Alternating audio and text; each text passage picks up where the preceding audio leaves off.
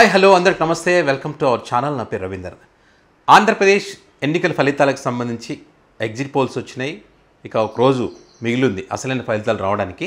అయితే ఈ exit polls వచ్చిన తర్వాత వైఎస్ఆర్ కాంగ్రెస్ పార్టీ అదేవిధంగా ప్రతిపక్ష టీడీపీ, జనసేన, బీజేపీ పార్టీ నుంచి పోటీ చేసిన ప్రముఖులు కొంతమంది ఉన్నారు. వైసీపీ ప్రభుత్వంలో మంత్రులుగా ఉన్నటువంటి వాళ్ళు కొంతమంది ఉన్నారు. సో వాళ్ళ పరిస్థితి ఏంటి? కొన్ని సర్వేలు రిలీజ్ అయినాయి కదా, ఆ సర్వేల ప్రకారం గెలిచేటువంటి ప్రముఖులు ఎవరు, ఓడేటువంటి ప్రముఖులు ఎవరు అనే దానికి సంబంధించి కొన్ని మీకు చెప్పే ప్రయత్నం చేస్తాను. అందులో ప్రధానంగా కొన్ని నియోజకవర్గాలు కూడా ఉన్నాయి. అందులో కొన్ని హాట్ నియోజకవర్గాల గురించి చాలా పెద్ద ఎత్తున చర్చ జరుగుతుంది. పెద్ద ఎత్తున బెట్టింగ్లు కూడా వేస్తున్నటువంటి నియోజకవర్గాలు కూడా ఉన్నాయి. సో అది మీ అందరికీ తెలుసు. సో అయితే ఇందులో ప్రధానంగా ఇప్పుడు వచ్చినటువంటి ఎగ్జిట్ పోల్స్ ప్రకారం చూసుకుంటే కనుక గెలిచే ఓడే ఉన్నటువంటి ప్రముఖులు ఎవరనేది చూస్తే కనుక అచ్చెన్నాయుడు టీడీపీ పార్టీ అధ్యక్షుడిగా ఉన్నారు కదా, ఆయన ఈ మధ్యకాలంలో ఆయన ఓడించాలని చెప్పి వైసీపీ గట్టిగానే ప్లాన్ వేసిందని చెప్పి ఒక చర్చ కూడా నడిచింది. సో ఆయన గెలవబోతున్నాడని చెప్పి అనేక సర్వేలు వచ్చింది. ఆరమస్థాన్ సర్వే కూడా అచ్చెన్నాయుడు గెలవబోతున్నాడు అనేటువంటి విషయాన్ని చెప్పే పరిస్థితి ఉంది అనమాట. అదేవిధంగా వల్లభనేని వంశీకి సంబంధించి కూడా గన్నవరంలో చాలా టైట్ పొజిషన్ ఉంది. వల్లభనేని వంశీ ఈసారి గెలవాడు, వైసీపీకి సపోర్ట్ చేశారు కాబట్టి, టీడీపీ నుంచి వచ్చాడు కాబట్టి ఇటు వచ్చాడని చెప్పి చాలామంది అన్నారు. కానీ వల్లభనేని వంశీ గెలిచే అవకాశం ఉందని చెప్పి ఆరమస్థాన్ సర్వేలో తేలింది. అదేవిధంగా గుడివాడ అమర్నాథ్ గాజువాక నుంచి పోటీ చేశాడు. ఆయన గుడివాడ అమర్నాథ్ అంటే వైసీపీ ప్రభుత్వంలో ఐటీ మినిస్టర్గా పనిచేశాడు. సో ఆయనకు సంబంధించినటువంటి వీడియోలు ఎంత వైరల్ అయ్యా మనం ఇప్పుడు చూసాం. గుడ్డు మీద ఈక పీకే ఆ టాపిక్ సంబంధించి గతంలో చాలా వైరల్ అయింది. సో గుడివాడ అమర్నాథ్ ఓడిపోబోతున్నాడని చెప్పి కూడా అనేక సర్వేలు చెప్తున్నాయి. ఆరమస్థాన్ సర్వే కూడా అదే చెప్తా ఉంది.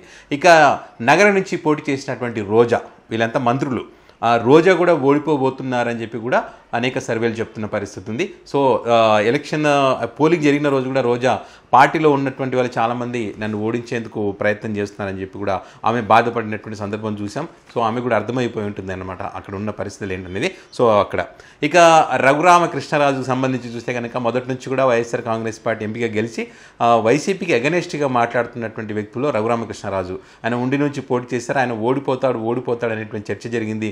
చివరి క్షణం వరకు ఆయనకు టికెట్ వస్తుందా లేదా అనేటువంటి చర్చ కూడా జరిగింది. మరి అక్కడ రఘురామకృష్ణరాజు గెలవబోతున్నాడు అనేటువంటి సర్వేలు ఎక్కువగా ఉన్నాయి. ఆరమస్థాన్ సర్వేలో కూడా ఆయన గెలవబోతున్నాడు అనేటువంటి విషయాన్ని ఆయన అఫీషియల్గా వెల్లడించిన పరిస్థితి. ఇక వైఎస్ఆర్ కాంగ్రెస్ పార్టీలో నెంబర్ 2గా వినిపించేటువంటి పేరు విజయసాయిరెడ్డి. విజయసాయిరెడ్డి ఈసారి ఎంపీగా పోటీ చేశారు నెల్లూరు నుంచి. సో ఆయన ఓడిపోబోతున్నాడని చెప్పి అనేక సర్వేలు చెప్తున్నాయి. ఆరమస్థాన్ సర్వే కూడా అదే చెప్పింది.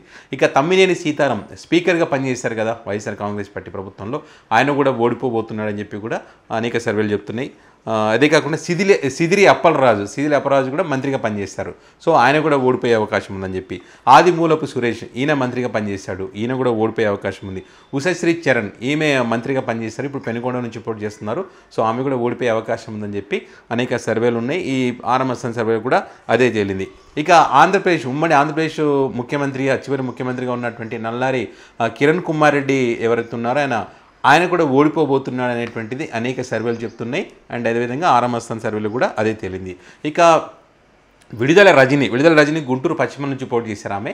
ఆమె కూడా ఓడిపోయే అవకాశమే ఎక్కువగా ఉందనేటువంటిది అనేక సర్వేలు ఉన్నాయి. ఇప్పుడు కూడా ఈ ఆరమస్థాన్ సర్వేలో ఆమె ఓడిపోతుందనే విషయం కూడా ఆయన సర్వే ప్రకారం మనకు అర్థమవుతుంది. ఇక షర్మిల కడప ఎంపీగా పోటీ చేశారు. సో అక్కడ జగన్మోహన్ రెడ్డి గారు ముందే చెప్పారు, ఆమె పోటీ చేసినందుకు బాధగా లేదు, డిపాజిట్లు కూడా రావు అన్నదే తన బాధ అని చెప్పి వైఎస్ జగన్మోహన్ రెడ్డి గారు చెప్పిన విషయం అందరికీ తెలిసిందే. సో ఆమెకు అదే రకంగా డిపాజిట్లు కూడా రావటం లేదని చెప్పి కూడా ఆరమస్థాన్ సర్వేలో తేలింది. సో ఆ రకంగా ఆమె ఓడిపోయే పరిస్థితి ఉంది. ఇక బొత్స సత్యనారాయణ గెలవబోతున్నారు. అదేవిధంగా అంబటి రాంబాబు టైట్ సిచ్యువేషన్ ఉంది, మరి ఏ రకంగా ఉంటుంది అనేది చూడాలనేటువంటిది అనేక సర్వేలు తేలింది. అదేవిధంగా ఆరమస్థాన్ సర్వేలు కూడా ఆ రకంగానే ఉంది. కొడాలి నాని గెలవబోతున్నారు. పిఠాపురంలో అయితే టైట్ ఫైట్ నడుస్తూ ఉంది. పిఠాపురంలో అయితే మరి దానికి కూడా సంబంధించి కూడా మరి ఎవరు గెలుస్తారనేది కొంచెం టైట్గానే ఉందని చెప్పి చెప్తున్నారు. మంగళగిరిలో లోకేష్ గెలవబోతున్నాడని చెప్పారు. సీఎం రమేష్ కూడా ఉన్నారు కదా టీడీపీ నుంచి అండ్ బీజేపీ పార్టీలకు సంబంధించి, సీఎం రమేష్ గెలవబోతున్నారని కూడా చెప్తున్నటువంటి పరిస్థితి. సో ఇది ఇక అదేవిధంగా కుప్పంలో చంద్రబాబు నాయుడు గారు, హిందూపురంలో బాలకృష్ణ గారు గెలవబోతున్నారు.